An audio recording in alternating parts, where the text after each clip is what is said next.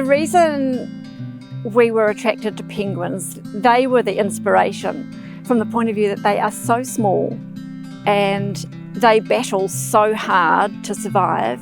They've got so many challenges, and a lot of those are imposed by us, by humans, that they just need a fairer deal.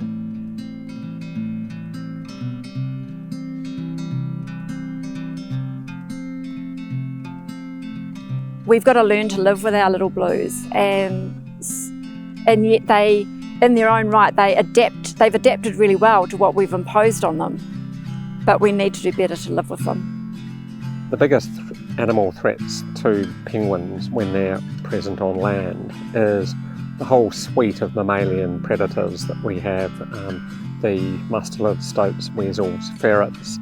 Cats can eat penguins, rats do eat birds' eggs, hedgehogs, and possums have been seen going into penguin burrows. Possums eat birds, young birds. Dogs are the single most significant and preventable cause of death for little penguins in urban areas.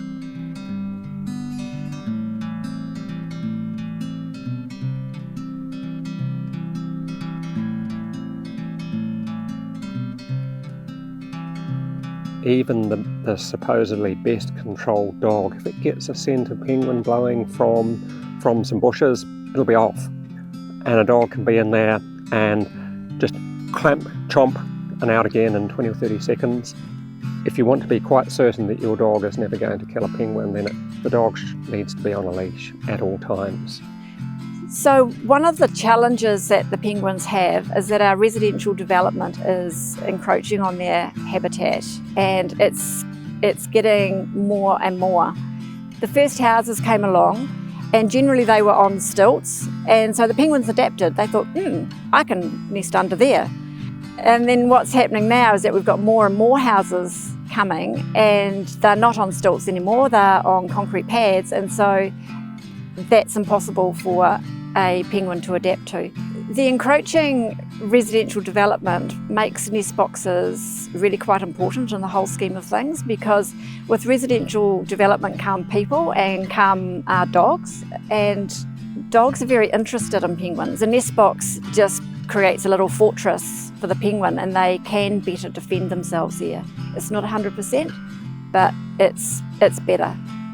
Where the public or beachgoers can really help this whole process is they can support beach cleanups, they can support predator trapping, and they can also sponsor nest boxes.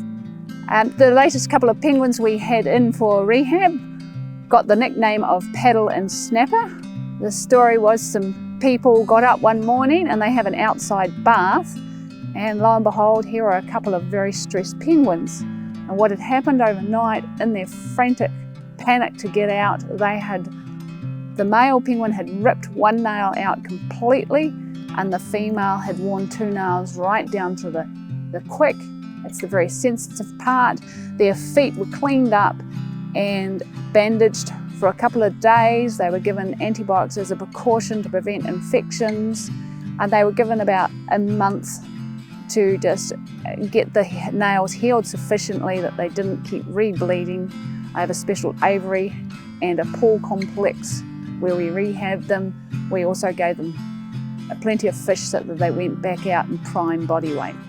So if people come across an injured or sick penguin, the best thing they could do is call the dock hotline, and where possible, keep them warm, keep them dark, otherwise just stay with them.